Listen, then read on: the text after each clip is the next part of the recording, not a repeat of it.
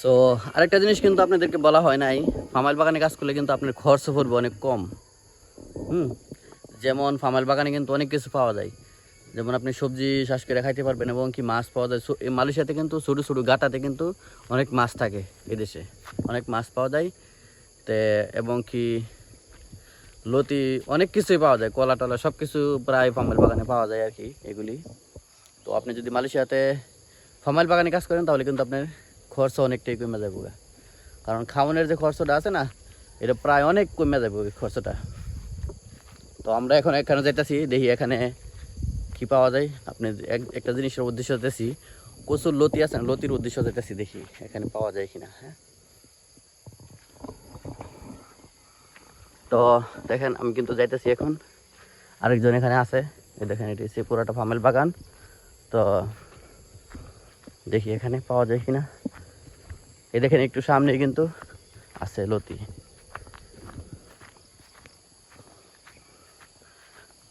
ওই যে দেখেন এখানে কিন্তু কচু গাছগুলি দেখা যাচ্ছে।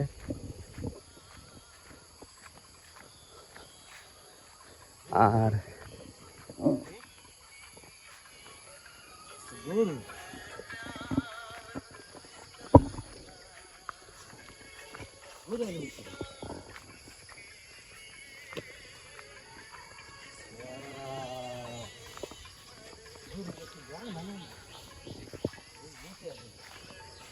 এই যে এখানে কচু গাছ আছে অনেক, ওই যেখানে দেখেন অনেক কচু গাছ আছে, এগুলিতে কিন্তু অনেক বড় বড় লতি হয়, কচুর লতি।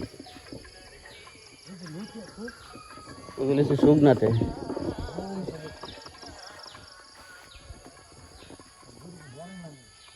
দেখছেন কচু গাছ, এই কচুর লতি কিন্তু শুকনাতে আর কি।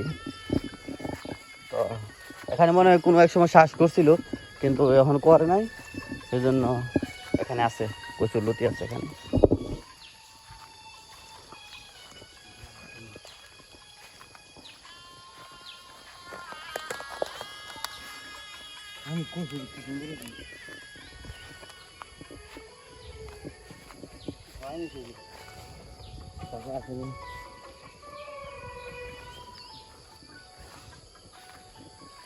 তো এগুলি মনে হয় কেউ একজন উঠে লেগে গেছে আর কি, সেক্ষেত্রে দেখতেছি যে নাই আজকে তেমন একটা, উঠে নিয়ে গেছে। অনেক সময় আসলে এখানে অনেক বড় বড় লতি পাওয়া যায় এখানে।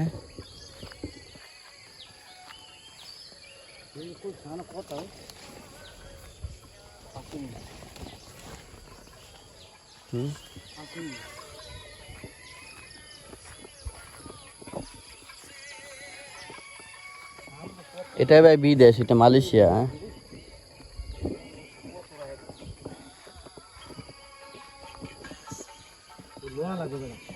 আরে না হলো যে দিন খাই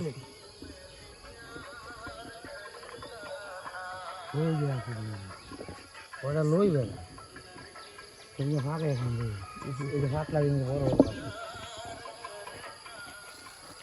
এই যে দেখেন লতি কিন্তু আছে, হ্যাঁ মানুষের নিচে, তারপরে কিন্তু এই দেখেন কত বড় বড় লতি লতি আছে এখানে অনেক। মানে মূলত অবস্থা এভাবে এভাবে আপনি কি করতে পারবেন, মানে চলতে পারবেন আর কি। এই মানে টুকটাক করে মাস শেষে আপনার ভালো একটা অ্যামাউন্ট কিন্তু বাইচে যাবো মালয়েশিয়াতে, যদি আপনি ফার্মাল বাগানে কাজ করেন আর কি।